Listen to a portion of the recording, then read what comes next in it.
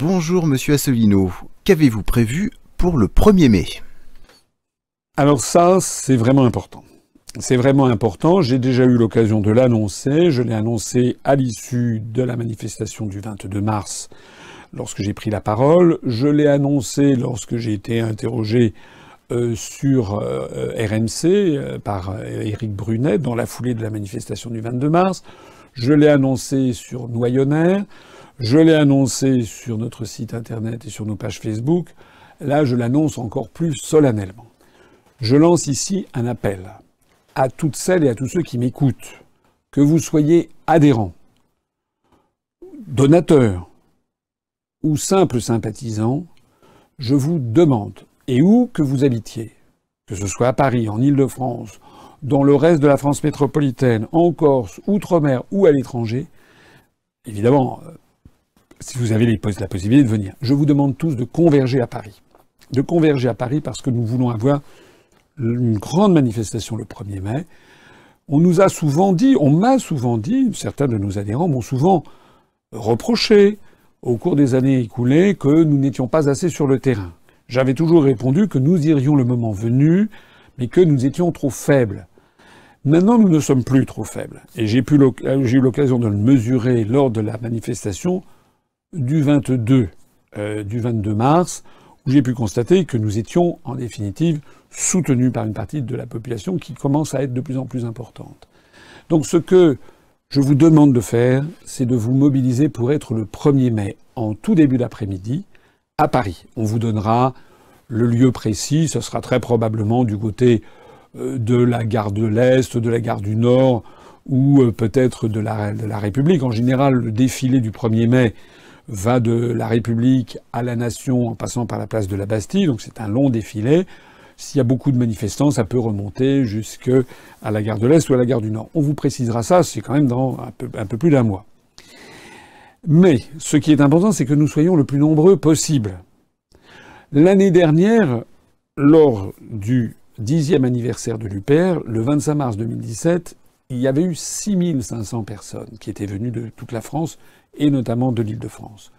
Je vous demande de tout faire pour que tous ceux qui sont venus l'année dernière pour les 10 ans reviennent cette année, non pas cette fois-ci pour les 10 ans, mais pour le 1er mai. Les 10 ans de l'UPR l'année dernière avaient été et sont restés dans les mémoires comme un moment absolument formidable, presque magique. On était extrêmement nombreux dans un immense hall, il y avait une ferveur générale. Tout ça lançait l'élection présidentielle sous les meilleurs auspices. Sauf que les grands médias, contrairement à ce que je pensais, ont pratiquement fait la loi du silence sur cette réunion. On a eu, dans le meilleur des cas, une image de 10 secondes, de 15 secondes sur un tel ou tel journal télévisé, et ça a été tout. Il n'y a eu aucune reprise dans les grandes radios, les grandes télés, les grands journaux, les grands magazines. Personne pour dire « c'est quand même incroyable ». Ce mouvement dont on n'avait jamais entendu parler avait réussi à rassembler autant de monde que François Fillon et les Républicains au même endroit 3 semaines auparavant. Et plus de monde, beaucoup plus de monde que le Parti socialiste. Les médias avaient fait le silence là-dessus. Eh bien, cette fois-ci, cette année, ils ne pourront plus le faire. Parce que si nous sommes 3 000, 4 000, 5 000, 6 000, 7 000, 8 000, 9 000, 10 000, pourquoi pas, puisque nous avons beaucoup d'adhérents, ne serait-ce qu'en Île-de-France, mais venant de toute la France. Et puis, il n'y a pas besoin que d'être adhérents, des sympathisants. Si nous arrivons à être 5 000, 6 000, ce sont plusieurs centaines de mètres, 500 mètres, 600 mètres, sur le boulevard de Magenta, sur le boulevard Beaumarchais, place de la République, etc., qui seront là à défiler avec les slogans, avec les bannières, avec les pancartes et les affiches de l'Union populaire républicaine. Et les médias ne pourront cette fois-ci plus nous cacher, puisque nous défilerons au vu au su de toute la population parisienne. Il faut savoir que le 1er mai, il y a des dizaines de milliers de personnes qui ne participent pas à la manifestation, mais qui regardent la manifestation passer. Je rappelle que le 1er mai est un jour férié pour tout le monde.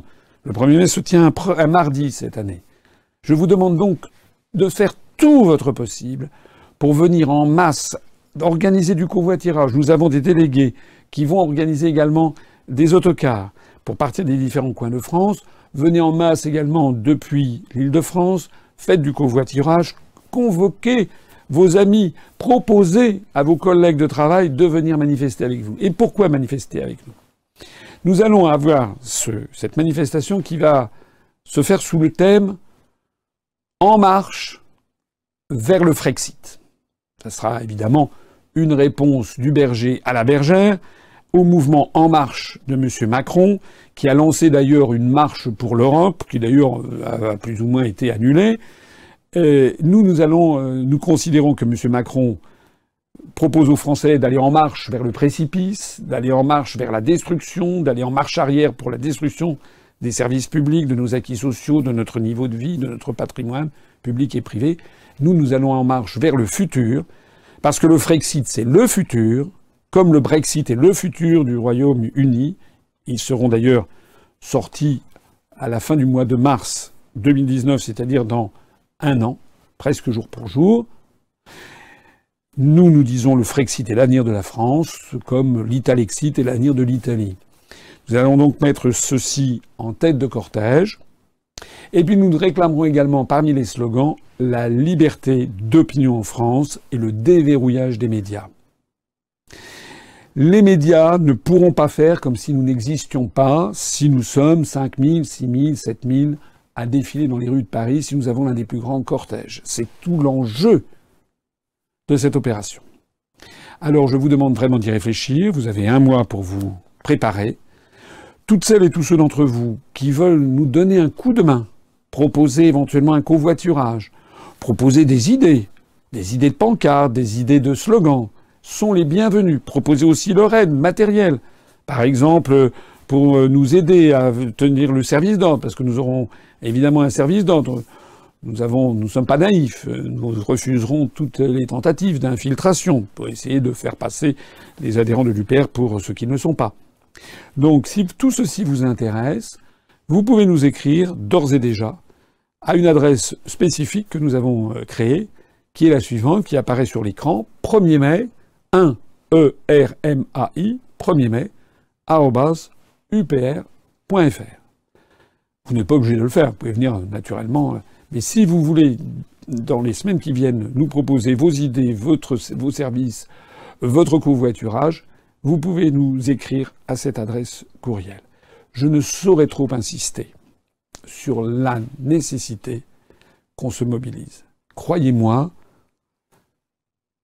vraiment, si nous sommes nombreux le 1er mai 2018 à défiler, tous les médias français, tous les observateurs vont d'un seul coup comprendre que la scène politique française est en train de changer à toute allure et que l'UPR va s'imposer dans les semestres qui viennent, notamment dans la perspective de des élections européennes de juin 2019, l'UPR va s'imposer comme un parti qui va de plus en plus compter sur l'échiquier politique. Je compte sur vous. Vive la République et vive la France.